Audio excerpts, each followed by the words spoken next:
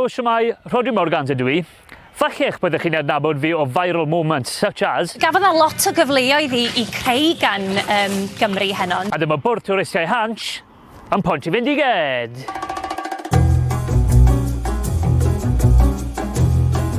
Pontyfendiged, neu Bont i ni locals, pentre fach ger Tregaron yng Ngheredigion i ni, ac oes, cyn fod chi'n holi, mae yna bont i gael yma. A dyma ni neuadd Pontyfendiged. Mae yna sawl digwyddiad pwysig wedi digwydd fan hyn dros y mlynedau i dathlu Cymdeithas y Iaith yn cael ei 50 mlynedd i sawl eisteddfodau lleol yma dros y blynyddoedd. O ie, a un blwyddyn ar ôl gig mawr bont, nath ffrind fi Rhydian disgyn i gysgu lawr ar y beicio fyna ar ôl 2 botel o win a goffi di famed wedi pigo flan am 8 o gloch yn nos. Good times. Cai pêl-droed y bont, gath y clwb i greu yn 1947 a maen nhw wedi cael llawer o amseru llwyddiannus dros y blynyddoedd. Mae'r clwb hefyd wedi cael llawer o chwaraewyr enwog. Mae dydi Glyndwr Hughes oedd arfer chwarae i Aberystwyth, Ifan Jones Evans off y television a radio, and our very own Bryn Vaughan fyd. Mae Gogs yn lyfo come on midfield. Legend has it, mae rhai o'r cymeriadau come on midfield yn actually based ar cymeriadau bont. Un funud fach. Bryn! Ydw, fi'n ffri. I chi teclyn ifan fans fyna, dyma ni fan hyn yn Station Strata. Majestic yn dywe. Agorwyd y llinell yn 1867, a mae'r llinell yn mynd i syth efo Cors Caron a'n lincwn i lan efo'r enemy. Tregaron.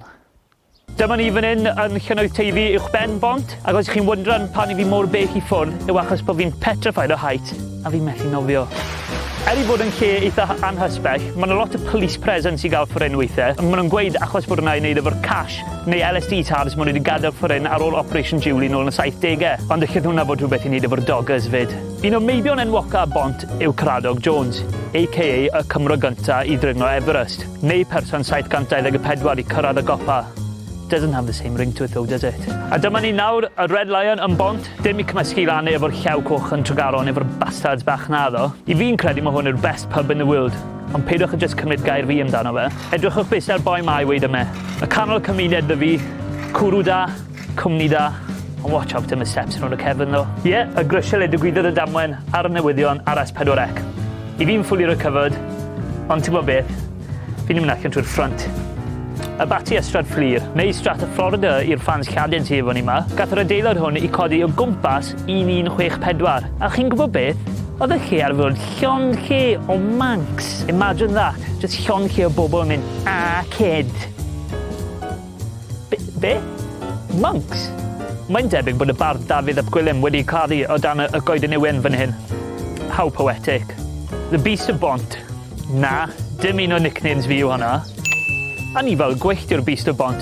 Mae yna llawer o dadle o sydd fod yn wir neu byd o, ond mae'r heddlu wedi bod yn cael galwadau am dros 30 o flynyddoedd am rhywbeth sy'n edrych fel leopard, puma neu panther yn mynd rownd yn byta, defer ac wyn. Dath Americanwr o'r enw Tom Brown i bont i chwilio am unrhyw dystiolaeth am y Beast of Bont, a mae'n debyg mae hyn dywedodd e. There are definitely big cats in mid-Wales. Cutting edge reporting fyna, Tom. Wel, dyna chi, Pontyfendiged iddo chi. Gobeithio'ch bod chi wedi mwynhau a gobeithio dewch chi i ymweld efo ni fan hyn cyn bo hir. Ond un peth, os bod rhywun erioed cwestiwn ni'n anrhydedd i iddo bont, edrychwch ar hyn.